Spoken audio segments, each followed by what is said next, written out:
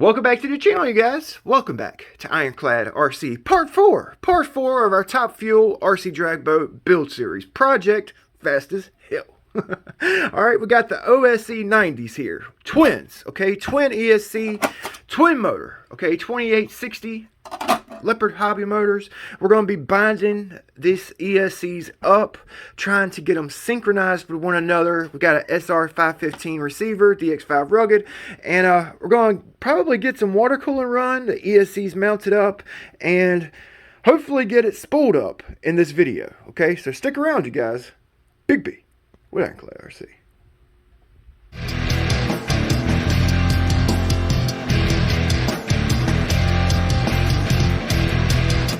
Oh man, this thing's looking sick, boys. It's looking sick. I got a little micro servo in, the twin motor, the battery trays in, ESC mounts are in the boat. So we need to get the motors kind of squared away, get the ESC squared away. I've got to make, well, I've actually got to solder on some bullets. OSE, their speed controls, they come with a EC5 and 6mm bullets. Now, I thought they included the male bullet. I was wrong, so I didn't order any connectors.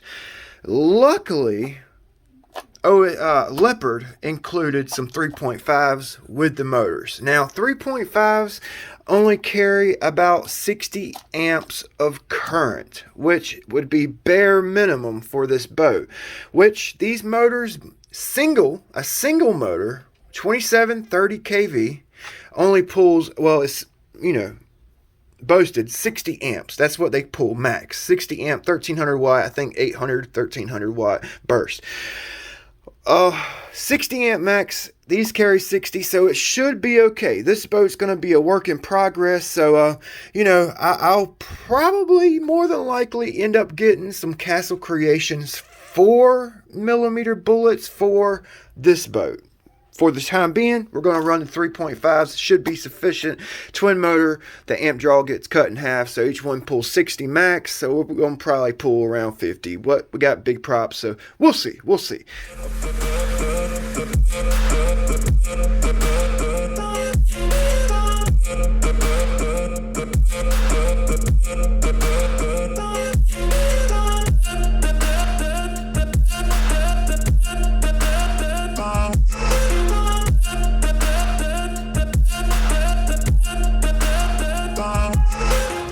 Jeez, I wish every connector was as easy to solder as a freaking 3.5 bullet. Okay, so I'm going to walk you guys through what I got going on. I got my drag boat programmed into the DX5 rugged, okay? I've got these two little easy runs hooked up. These are 7200 kV easy runs just for the time being, so I don't have to put everything in the boat so you guys can see what's going on.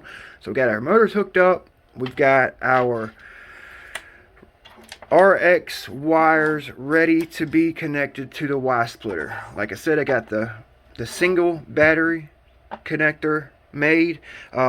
For this initial install hookup, like startup, we're going to use a 2S battery with these 7200 kV motors.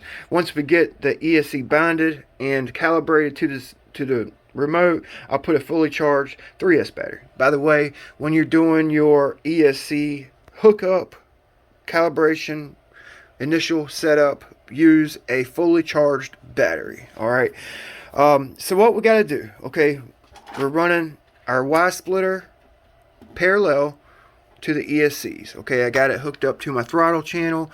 I'm going to go ahead and get my servo hooked up so we can know if we have power. We'll put that on there.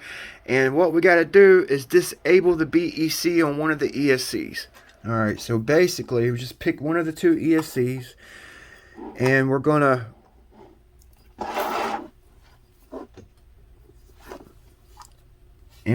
actually pull out the center wire and heat shrink it, okay? If you have two BECs going to your speed control, it'll burn up receiver. So we got that middle retainer lock lifted up and we're pushing out the little connector there. Okay, you don't really want to cut it. You can slide this back in there later on, so you can use the ESC for another project, you know. So we got a piece of heat shrink here. We're gonna shield that wire so we don't burn anything up, you know. We're gonna hook up the servo. In the servo channel, we have the throttle, which is the red and white one, and the throttle channel. Alright, we're going to put our disconnected BEC in one side of the Y splitter. Okay, this is a Futaba Y splitter. The other BEC on the other side. Okay, alright, so let's go over what we got going on here. One ESC to one side of the Y splitter, the other ESC with a disabled BEC to the other side of the Y splitter. Y splitter is plugged into our receiver. Okay, throttle channel. Our servo's plugged into the top servo channel. Okay, so all that looks good. Alright, so let's check my newly made connector here. Okay, so we got positive to positive, positive on the back one, and that looks good. Okay, always double check, triple check all my connections, because we are human after all. We make mistakes. So I'm gonna go ahead and plug those into my ESCs. Parallel, okay, just like the Y splitter, parallel. So we're getting the same voltage from the battery to each ESC. It's basically going to pull the same voltage. In this case, it's 7 volts. 2S battery for our little baby 2030 7200 kV motors. On my DX5 Rugged, I can go to bind. Okay, I'm going to go there to bind on my DX5 Rugged. Got dust all over it. Okay, I'm going to go get it ready to be bound.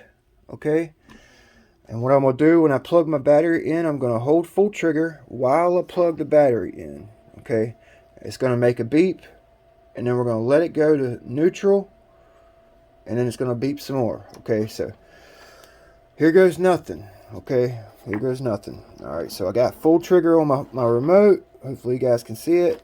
Holding full trigger. Wait for 2 seconds. Okay, okay. Okay, so let's bind it.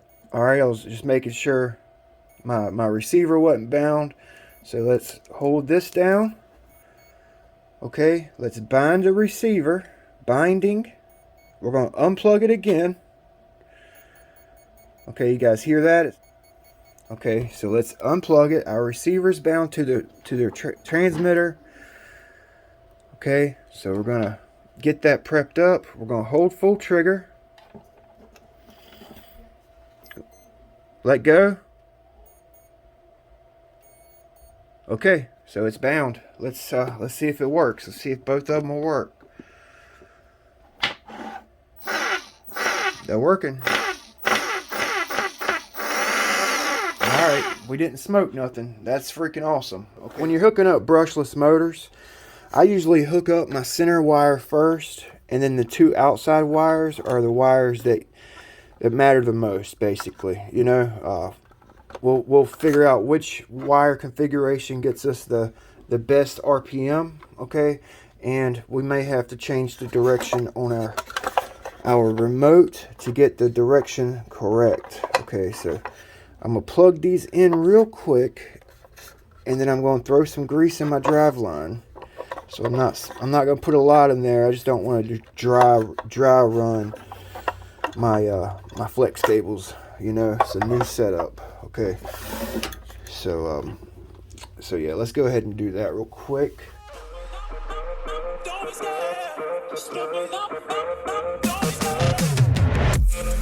At this point, you would want to check the rotation of your cables. Make sure the cable rotation is correct with the propeller rotation. This is a single motor cable. You see the twist on it?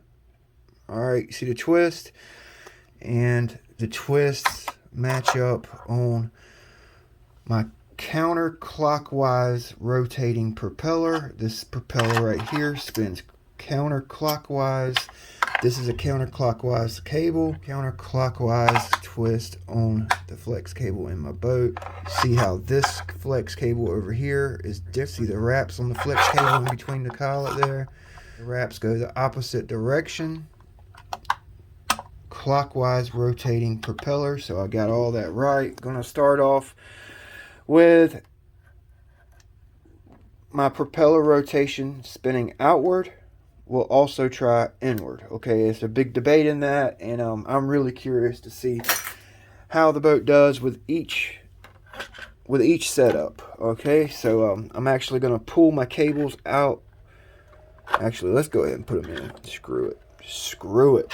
Why not? Why freaking not, right? Just gonna kind of lightly cinch it down. Plug the battery up and check the rotation of the propellers. We need to make sure we've got everything correct in the remote for proper rotation of the props. If you hook up these wires in like one way, the motors will spin one direction. If you hook it up the other way, it'll spin the opposite direction.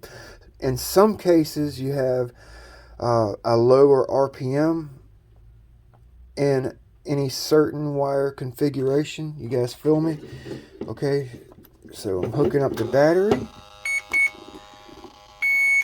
Alright, so let's check and see what we need to do with the polarity on the motor. So we're going to spin it up. This one should be spinning this way. The other one should be spinning the opposite way.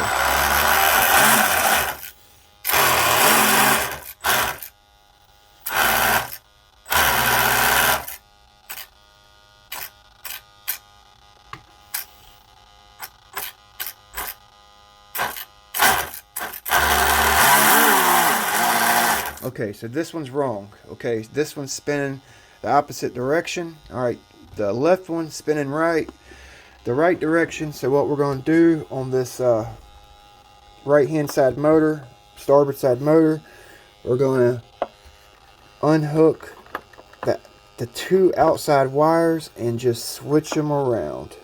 Okay, we'll put this guy here and this side right here. Okay, so I'm really excited, man. I've never built a brushless twin motor, so let's see how this does.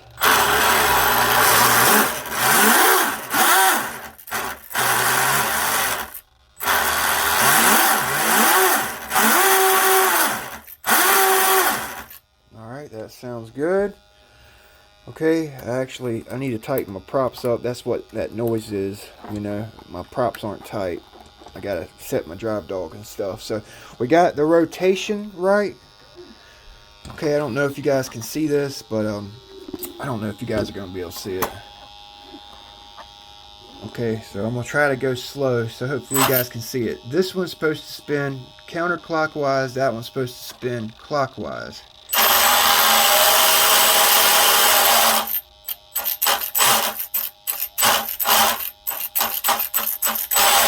So this one actually looks like it's spinning more than that one.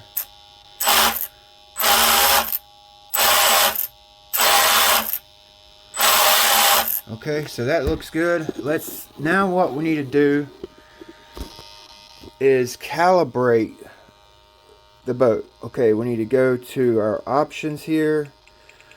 We need to go to settings. We're going to go to calibrate. When you hit calibrate on this DX5 Rugged, make sure there's nothing in the way. Actually, it'd probably be best to unhook the cables, but I'm hard-headed, so when you hit calibrate, it's going to spool up. So what you do is go full trigger, full reverse, full right, full left. Okay, so we're going to calibrate it. Full reverse, left, right, and then we save. If you feel like you didn't do it right, you would actually, you know, start it all over again. So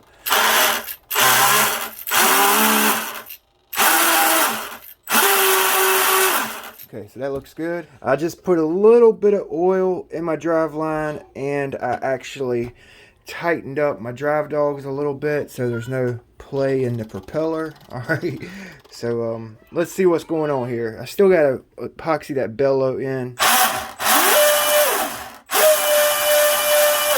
Damn, boy, she's wanting to take off already. You see the boat moving, huh? Yes, yes. All right, so I need to feel for heat in my stuffing tubes. Oh, no heat, boy. Yes, sir, buddy. Yes, sir, buddy. Oh, shit. Yes. Oh, boy. I got 2730 kV motors. They're going to be spinning 30,000 RPM each on 3S. 4S battery in. 38,000 RPM.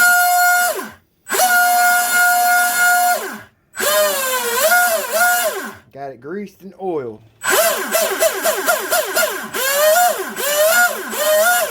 So let's start figuring out what we need to do for water cooling. I actually am running a single pickup to start off with. It's just going to be easy for me just to get the boat on the water, like initially, you know. So we're going to go single pickup to a Y splitter. The splitter is going to go to my ESCs, and then we're going to go to the motors. I've already got all that figured out. I figured that out in the last video. We really need to figure out the best area to like exit the boat. Okay, in this TFL medium, I think it's medium, or it might be small. TFL cooling line from OSE.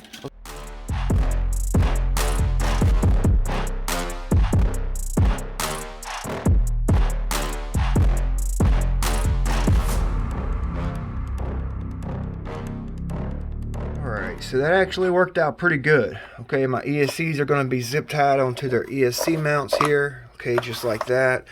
I got the wires under the motors. It's like really clean looking, you guys. That looks sick. Okay, so my motor mount, I actually drilled a couple holes in here. You know, one for my servo, the other one for a cooling line. I can run 2 cooling lines or a single cooling line. I made my servo tall enough, high enough off the deck, so I can run the cooling line up under it, or cooling lines. Okay, got a little slither of brass tube on there that I just soldered onto it. Okay, that's gonna go through the hole. We can hook up our cooling line here and then hook up the cooling line on the inside. The Y splitter is gonna be up here.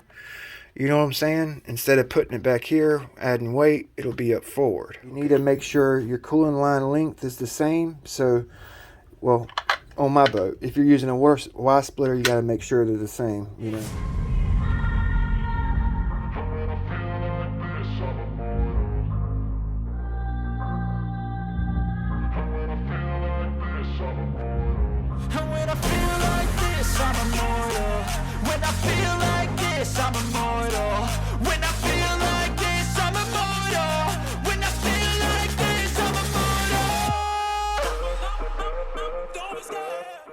I got my cooling line hooked up to my through hole. That actually looks pretty good. Okay, got it hooked up on the inside. Got my tube cut to length under my servo through the bulkhead there to my Y splitter. My Y splitter, like I said, to the ESCs and out the motors. I think I am gonna go right there. You know, it makes sense. Oh, it's been 3 hours, guys. 3 freaking hours since the last time I inserted a video.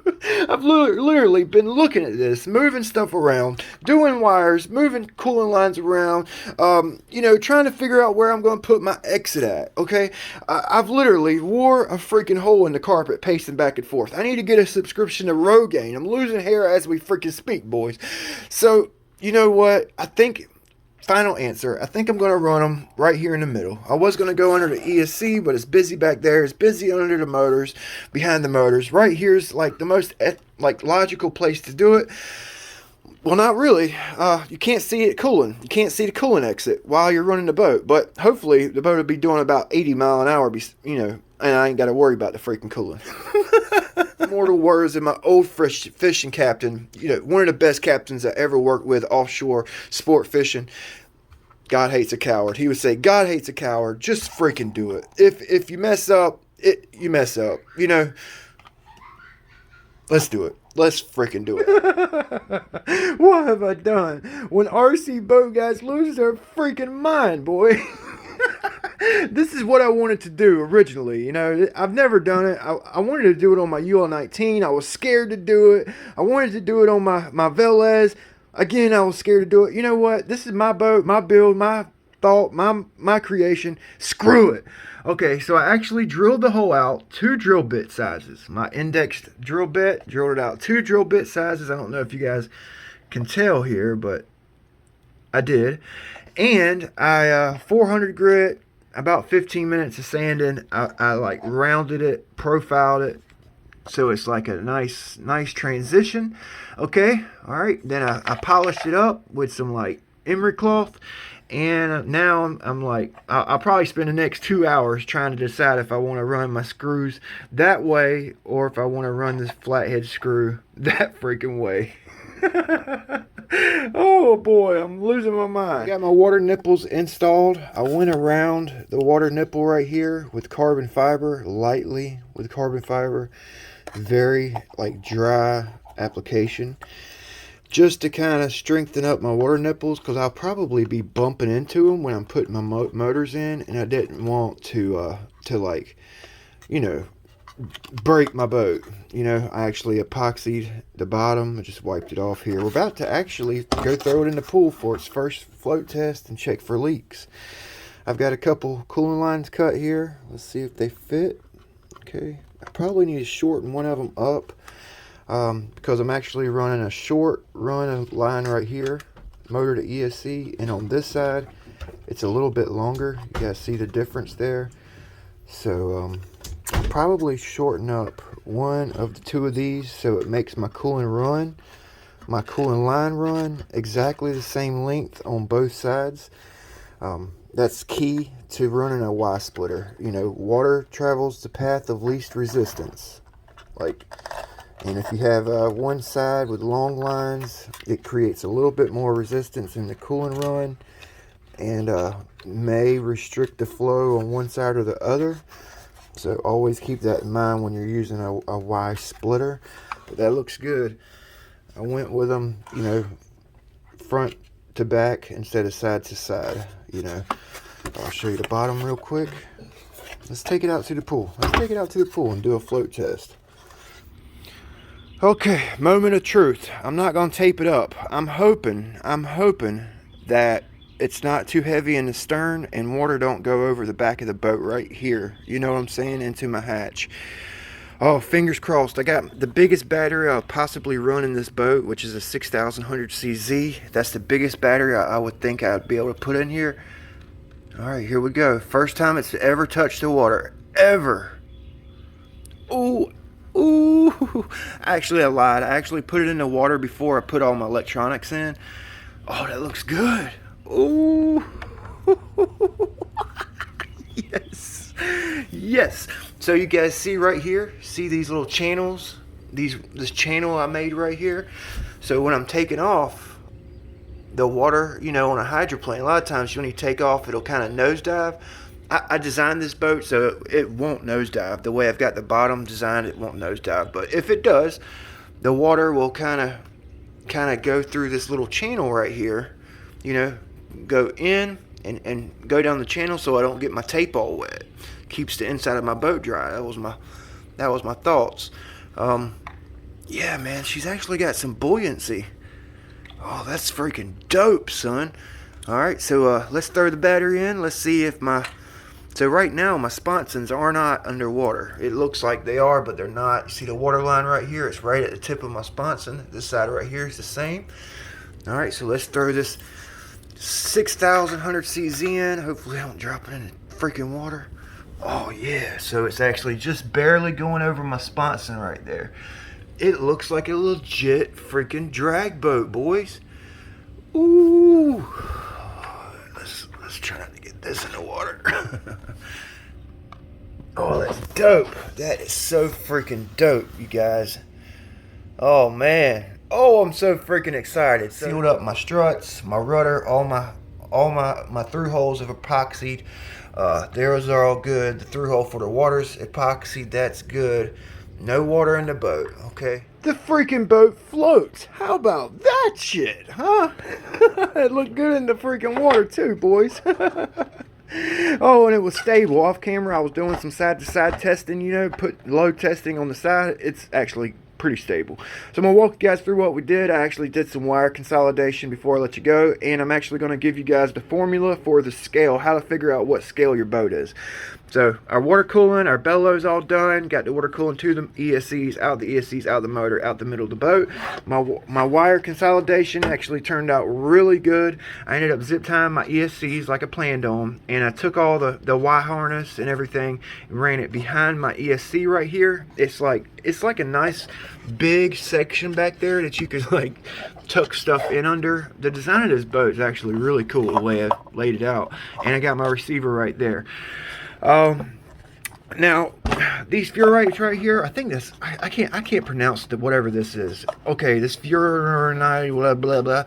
These were like farther out on the ESC, so I actually like looped the wires and got them closer on both of them. I moved this one so I can get my wire under my battery tray, and I was like, well damn, if I move one, I'm gonna move both of them. So I moved both of them closer to the speed control just for like, you know, a nice clean setup. All right, so that's done. Okay, everything's done. All right, so the formula to figure out what scale your model boat is. Okay, so I basically modeled this boat off of a 16, it may be 17, but I'm pretty sure it's a 16-foot drag boat. Okay, so you take the 1-to-1 boat length in feet. Okay, you multiply, in our case 16, multiply 16 by 12. Okay, 12 is just your inches, okay, a foot. So 16-foot drag boat multiplied by 12, you take that number and you divide that number by your model length in inches. So our model length is 23, so it equaled out to be 8.3. so this is an little over an 8th scale top fuel RC drag boat. Total length of the real boat in feet multiplied by 12.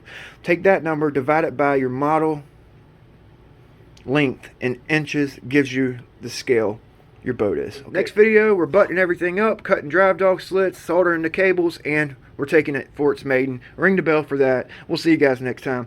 Big B with Ironclad RC.